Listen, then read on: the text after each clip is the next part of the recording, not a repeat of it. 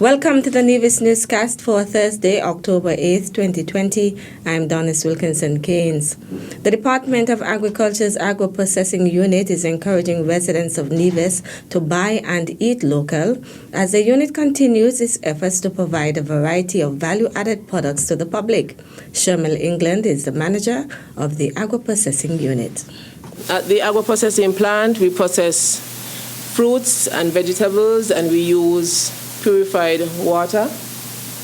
And some of the methods that we use are drying, freezing, pasteurizing, and adding various preservatives. The Agro Processing Unit is also doing its part to promote nutrition security, especially for the island's children. For the third quarter, we did outreach to schools and also to the supermarket. And for the schools, it encouraged continued purchase of items. And the ice lollies, it started out slow, but the schools have taken on very well to it. And in a week's time, one school would buy like 300 lollies. And these are not watered down lollies that has artificial flavors. These are made from real local fruits that you find right here in Nevis. In 2019, we did 813 lollies versus 2020 we did 2,899. And again, we heavily depend on the schools. They were closed, but they were accustomed to the lollies. So even though we were closed, the parents would still come and purchase the lollies. Working towards getting more of its products into local supermarkets is one of the unit's goals for the fourth quarter of 2020, in addition to seeking new markets to expand its clientele. We will try and ensure that our products are of a high quality. We were successful in acquiring some new packaging material.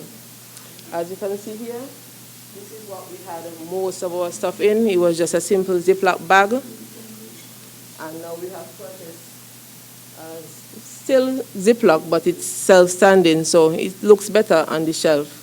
Also, we are working on our labels. We want to get some new attractive labels that can also be waterproof, that you could, if you're selling anything frozen like the pulps and so on, it would be able to stand in the freezer. We had the concentrates in the Ram supermarket, but we were unable to get the size of bottles that we want. So for right now, the bottle that we have is very large, and so the price is, a bit expensive. So we are hoping that we could get some smaller bottles. The unit also processes fruit pulp and drinks for sale to the general public. The local drinks, these are in the 500 ml bottles, what you would locally buy for $5. You could order them with or without sugar. You could tell us what we need and we could try and cater to you. Local fruits and vegetables are also purchased from farmers to make products including vegetable flour, composite bread, fruit roll-ups and smoothies for sale. Registration remains open for the Ministry of Health and Gender Affairs' second business boot camp. 14 persons graduated from the first business boot camp, which closed on August 12th. The training exercise aims to teach participants how to begin and maintain successful businesses.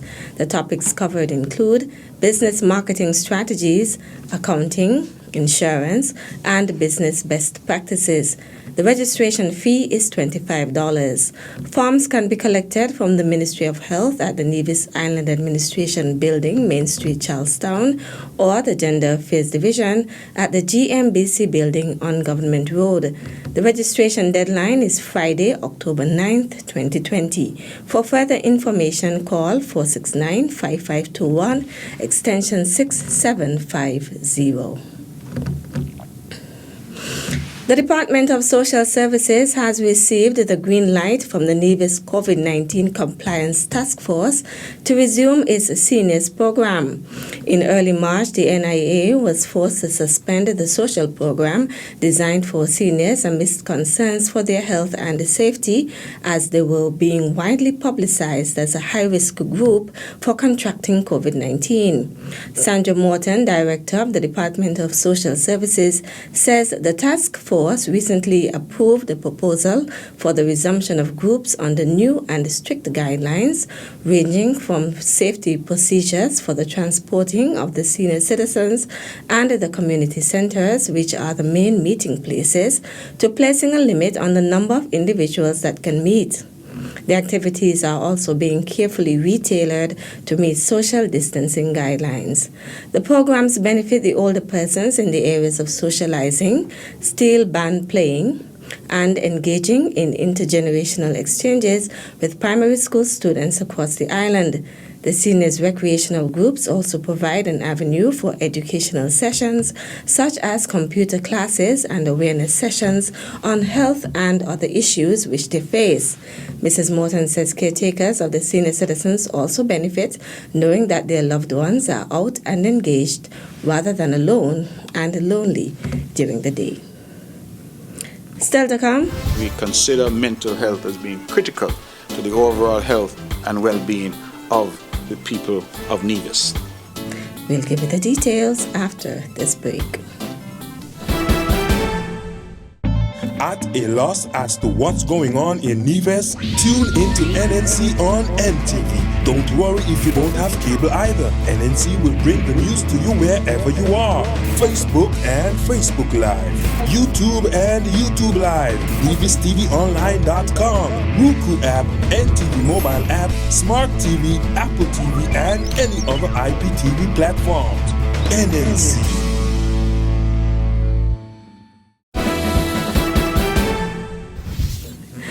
Welcome back. The World Health Organization, WHO, says investment in mental health programs at the national and international levels is now more important than it has ever been. WHO says this year's World Mental Health Day on Saturday, October 10th, comes at a time when our daily lives have changed considerably as a result of the COVID-19 pandemic. The past months have brought many challenges.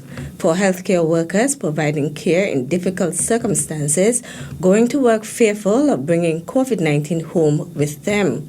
For students adapting to taking classes from home with little contact with teachers and friends and anxious about their futures. For workers whose livelihoods are threatened. For the vast number of people caught in poverty or in fragile humanitarian settings with extreme limited protection from COVID-19, and for people with mental health conditions, many experiencing even greater social isolation than before. This is to say nothing of managing the grief of losing a loved one, sometimes without being able to say goodbye. The economic consequences of the pandemic are already being felt as companies let staff go in an effort to save their businesses or indeed shut down completely. The WHO says given past experience of emergencies, it is expected that the need for mental health and psychosocial support will substantially increase in the coming months and years. This is why the goal of this year's World Mental Health Day campaign is increased investment in mental health. In related news, the Nevis Island Administration continues to invest significantly in mental health.